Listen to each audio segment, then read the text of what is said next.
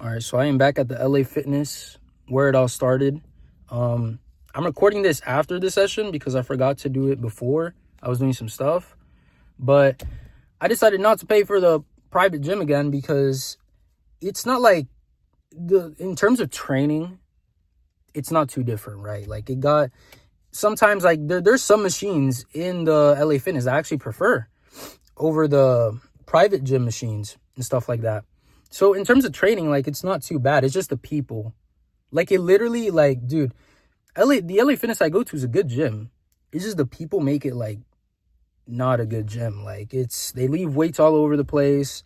What else? They're always on their phone. Like, it's like people in public gyms, like, there's some type of infection going on where they're just allergic to being locked in, dude.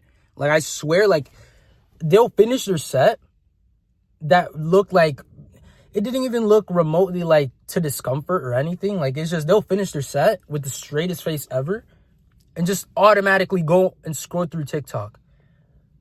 Dude, I walked past obviously I wasn't paying attention to people because I'm so locked in, but while I was walking out, there were like 3 people in the same vicinity. Like, I just observed everybody. They were just scrolling through TikTok, like in the most, like, slouching over like this, like they're like, that stuff you don't see in a private gym. And I feel like that's why, like, in terms of the environment, a private gym is just 100 times better. It's not because of the machines. It's not because it's clean, or it's not because of this and that. It's literally just the people and how the people affect the environment. Because, like, when I see somebody, like, just doing some bull, like, you're just doing, well, I respect everybody, right? Because it takes, you're showing up. The important thing is you're showing up to the gym, right? But regardless of what your goals are, some people just seem to be there to, like, goof around. Like there's, like, no, like, I observed them. There's, like, no goal in mind. Like, they're just, like, looking. There are people who are legit doing their set and just looking around while doing their set. What the fuck? Like, what are you doing, dude? Like, I'm so dead ass. Like, I was waiting for flies. There was a dude, like, directly next to me. I was waiting for him, and then he was literally just with the lowest weight ever. Well, he was, like, not the lowest weight ever, that would be 25 pounds, but right under that is what, 40 pounds? Yeah, 40 pounds. He was just doing 40 pounds, and the guy, it was an old guy, but still, he was just, like, just looking around, dude. And, like, that's not the only time, or it's either they're just fucking yapping away, dude. Like, it's just, again, the environment. Like, when I went to that private gym, everybody was locked in. Everybody was following a protocol. Everybody was following something. There wasn't no BS of, like, half reps for, like, 10 sets. Those old heads that do, like, these things that contribute absolutely nothing to hypertrophy. Like, that's just the stuff, like, the bullshit you don't have to deal with when you go to a private gym. Is it worth the money just to not deal with that stuff? I've come to the realization now that I've gone to both sides. Like, it's really not. Like, for that, you might as well just save up your money and just deal with the bullshit. It's not like you're gonna, like, be, like, absolutely, like, fuming, but it is kind of annoying to see, especially as somebody who's, like, very passionate about the gym and stuff like that. Like, if you're passionate about something, whether it be basketball, soccer, or football, whatever, like, it's gonna take you off a bit when somebody, like, it just seems to take it out as like a joke or some shit. Like, now people go to the gym for different reasons, whether it be to stay fit, whether it be to just stay lean, stuff like that. Like, it doesn't have to be necessarily bodybuilding, but you can tell, regardless of what a person's goals are, if they're, like, truly, like, going for that. Like, there are people who do they're good, maybe max 5 sets, right? That's completely fine. And they're locked in, dude. They got their headphones in, they're executing the movement good. And then there's just the bullshit, man. Just the bullshit. This went from an intro to a rant, bro. Went from an intro to a rant. Like, dude, it's just, that's the only thing. That's the only complaint I have about public gyms. And if you go to a public gym, if there is an exercise selection that involves dumbbells, forget about that. Forget about that. Like, who do you think you are? You're not touching a dumbbell. You're not touching a dumbbell that's under 40 pounds in a public gym. And even then, the 40s and 50s somehow go missing. Somehow. because people like literally drag it to like the front of the gym and start doing supersets. Like, at least it's not like in DR. In DR, it's the superset propaganda is bad. Like, it's like, I think that's like, people think that's like the meta over there to like grow muscle. Like, because I kid you not, when I went to DR and I worked out in those gyms, excellent gyms, but people would do like the most absurd supersets in DR. Like, it's actually crazy. And here, they don't do absurd supersets, but they just take painfully long when it comes to them supersetting. Like, you know what I mean? But no, that's about it. I mean, today's workout was pretty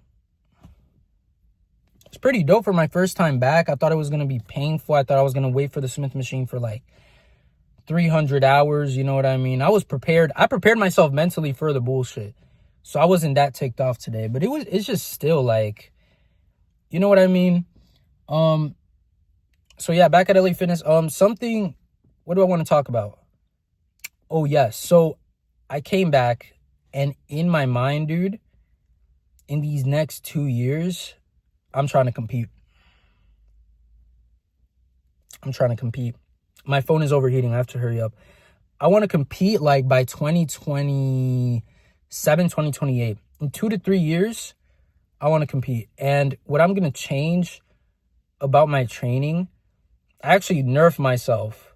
So now I'm using stuff like counter force. I'm using stuff like keeping the stack, and like with my chest movements, like depressing for example, like incline bench today, I've never felt my chest at the top of the movement so hard. Like, it wasn't like I was like, whoa, whoa, whoa. And the only thing I did, it was so simple. I kept the stack. And the thing is, my posture isn't the best. So when I learned about keeping your spine stacked, I would actually overdo it and slouch over, which is also not good. And I caught myself doing that like in DR. So I fixed that. And so now I'm completely straight and I'm still like upright. And I'm like, for example, incline bench today, I like depress my sternum as I like reach the contraction. Obviously, I depressed my sternum slightly. It wasn't like, ooh, you know, but it was phenomenal. There's a bunch of stuff, tempo. I'm just overall nerfing myself because I was getting like really strong, but I wasn't satisfied with like my physique. I'm like, there's no way I'm doing this weight and still have this physique. I gotta dial it down. And it's low key also a strategy to like make myself push harder, because I remember when I first started working out, I was so hungry for this shit, dude. Like, I was genuinely tired of being weak, like doing weak ass weights, bro. That shit fucking like I had to do more. Like, I fucking had to progress.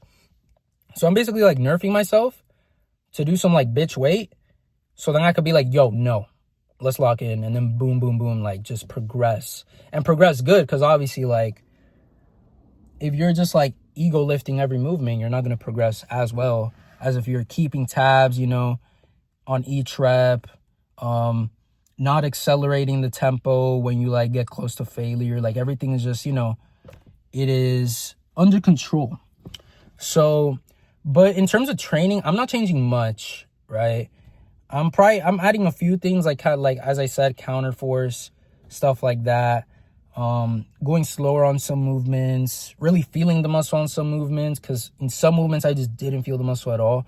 So I either like lowered the weight or just really concentrated. I don't know. Took the tempo a bit slower to really feel it, which I do believe that feeling the muscle, like, you should feel your muscle. Because for the longest I've trained like heavy weight, and I still progress really, really good. But I just like did heavy weight. I would feel like a bit of a pump, but it wasn't like I wasn't like sore or anything. Like, I wasn't, it wasn't burning like at all, which it doesn't need to, but I feel like there has to be some truth to that. It's just, I'm going on a little like experiment thingy-mabob. So, the biggest thing I'm changing actually is my diet. So I've always hyper focused on calories.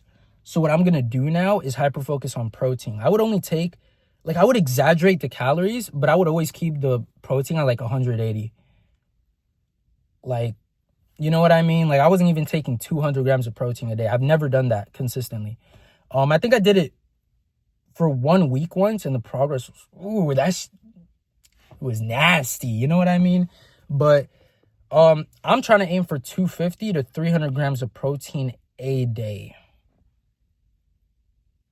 which is why I need a job soon, like ASAP, because honestly, the amount of meat, the amount of protein, the amount of eggs I need to buy is going to be quite astounding. So I definitely want to keep up with that when it comes to, money and stuff like that. But I'm definitely going to increase that. Carbs are going to stay the same, but my protein, so let's say my maintenance right now is like, last time I checked, my maintenance was like 2,800. If that's my maintenance, I'm going to only go like 200 or maybe 300 calorie surplus. I might keep it at 200. I want to do a really, really slow bulk to just make sure everything is on point.